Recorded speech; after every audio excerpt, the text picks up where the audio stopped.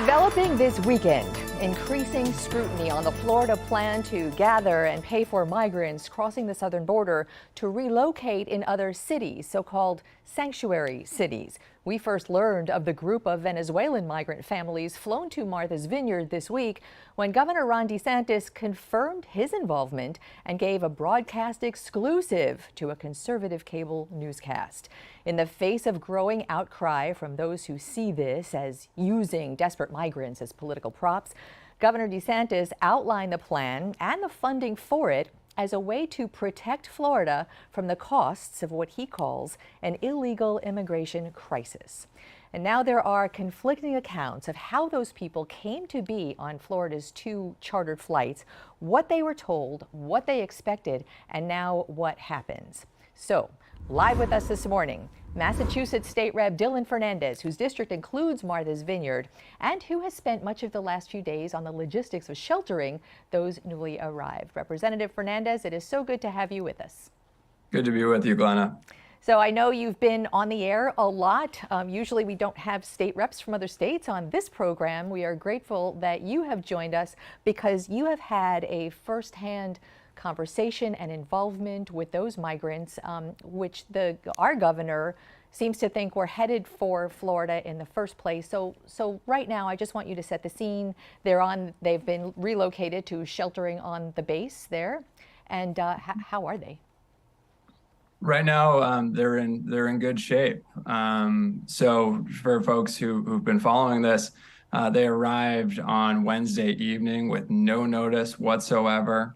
But as soon as our community on Marthas Vineyard found out that they were here, we jumped into action, giving them not just the food and shelter that they needed, but also the health care, dental care, a room for the children to be able to play in. Actually, Spanish-speaking middle school students from our local middle school came over and made bracelets with the young kids who were part of this.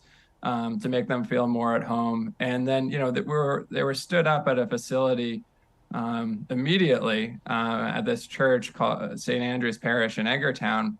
But ultimately, this was only a short-term solution. There was only 2 bathrooms and 1 shower at this facility, which acts as the winter homeless shelter here on island.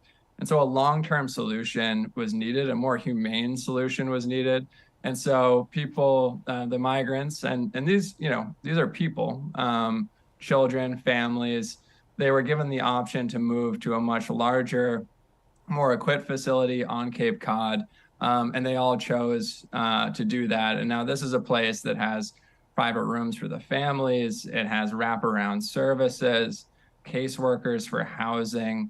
And of course, their immigration attorneys not only traveled with them to the site, but more were on site waiting for them to help work through their various immigration claims. Well, all of that is very good news for them. I want to just kind of now blow this up a little bit into a bigger picture because you said something that I think is very key. You got no notice.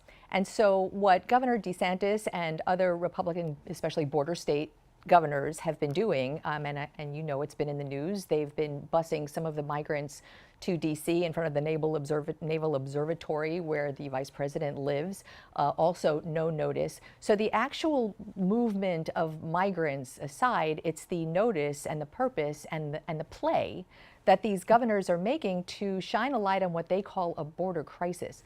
So my question to you is, if you had gotten notice as a sanctuary state, a sanctuary city, had you gotten notice of this, would this have been okay for you? Well, look, these governors are, they're trying to create and manufacture a humanitarian crisis, and they wanted to create chaos. But the people who landed here weren't met with chaos, they were met with compassion. And that's what this island and this state shows human beings. We treat every human like a person, and that's what these people are, women, children, families.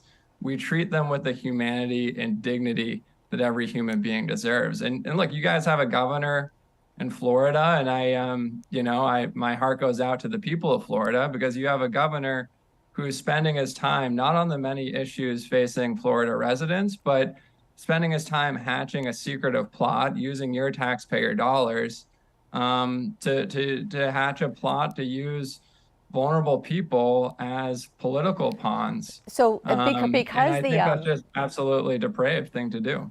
well, because the governor is not here to defend, and I'm certainly not in a position to defend any administration, but I have covered the governor and his office enough to know that a couple of things. First of all, the pot of money for this was actually part of the budget voted on in a bipartisan way. The governor is involved in other things, of course, besides this. But the purpose for this, and not how it's done, and no judgment here, but I will say the purpose for this is to shine a light on what he believes and what others believe is an untenable immigration crisis, and a lot of people in a few states. So I guess my question to you is, Florida is not a sanctuary state, and whatever your politics are and the judgments are what they are. But there are states such as yours that are deemed sanctuary states. So do these governors have a point in that the immigration load should be borne by more than just a few states? And would that be okay in Massachusetts if the infrastructure were better laid, if there were more notice, and if there were preparations? Does that make sense? Sure. And look, I agree that we have a broken immigration system in this country, and I think we need a bipartisan solution to fix that. Immigration is a federal issue. I work on the state level, but I am in total agreement that we need a fix there. And look, these communities that I represent, Marthas Vineyard and Nantucket, are already incredibly welcoming. Over a third of our school population here on Martha's Vineyard is non-white. On Nantucket, it's actually majority minority. And in the past decade, we've seen a huge influx of immigrants that has made that population in our school district majority non-white. And your governor of all people should know that, because he was here just a month ago raising money on Nantucket at a $50,000 a plate dinner. So, he's familiar with the islands we have here. Fair enough.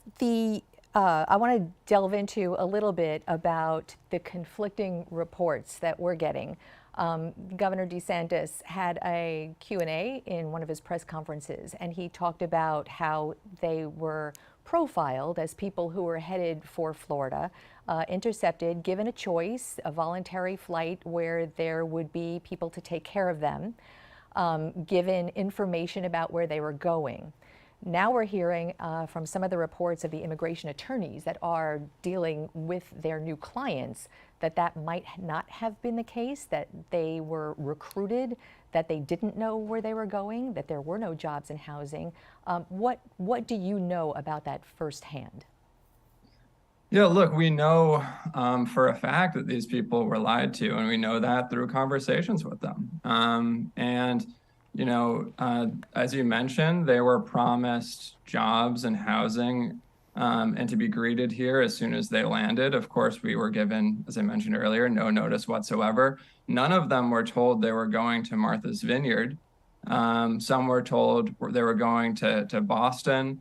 Others thought they were going to New York or going to their immigration appointments.